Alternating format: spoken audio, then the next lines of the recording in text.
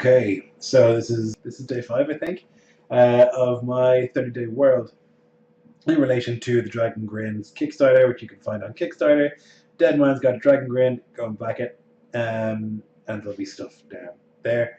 Um, the question today is, what event in your world altered its history? There's an argument to be made that all events in a world alter its history.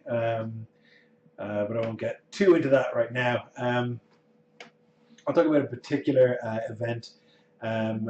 This event happened in a game that I ran, so if you are interested, the game is called Into the North. It's available on this channel if you want to go and find it. It's an Iskloft one-shot.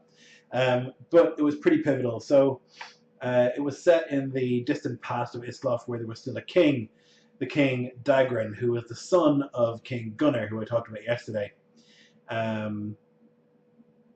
The war with the Jotnet had gone on for quite some time, and they were looking to put an end to it. And so King Dagran sent a group of important and veteran people to go and deal with the Jotnet and see what they could figure out. They went out there and they talked to the Jotnet. The Jotnet were all very understanding and very, not polite, but honourable in their dealings. It's something I tend to do in Iskloft, is I make the Jotnet, who are ostensibly the villains of the setting, very likeable, very honourable, very reasonable. So they went and talked to the Jotnet, and the Jotnet were saying that the king, Dagran, is related to the Alfar. And everyone knows the Alfar are evil. You want nothing to do with them.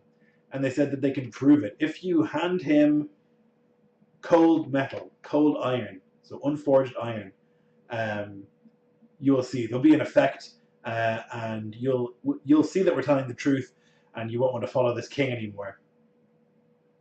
The party left and went back to King Dagran and spoke with him, and during their speaking, one of them threw a piece of unforged iron at the king, who caught it reflexively, and his hand started to like bubble and melt as if it was being burned.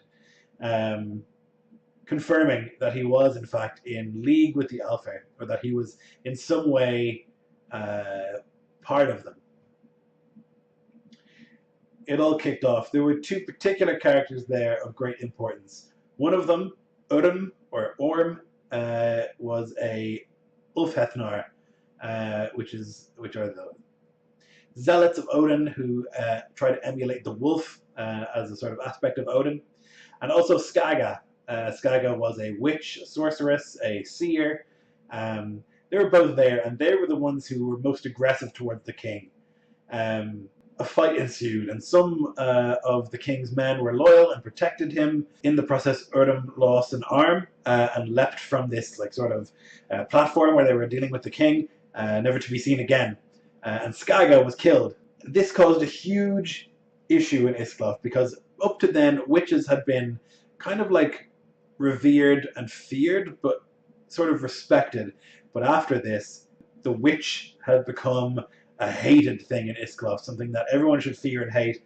And also the name Skaga became a sort of curse for a witch, and that's why now people call witches Skags in Iskloft. It's also a reason that why the Ulfhethnar turned away even further from society and became even more separate because of their betrayal by the king.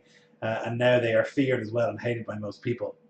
So that's an event that really shaped the way Iskloft is today. And again, it's in a one-shot that I've recorded on this this channel, and that tends to be the case with a lot of information about Iskloft, is that it happens in-game, and I like it that way. It feels more organic to me if these things happen in-game, or if they happen kind of organically, as opposed to me sitting down and writing exactly what happened. So yeah, that is number 5. I hope that was informative. If you have any questions, feel free to throw them in the thing below. I did get 2 questions yesterday, and I answered them in a stream today that I did with Rob from Performance Check. But if you have more questions, definitely just let me know. I'm always keen to answer them.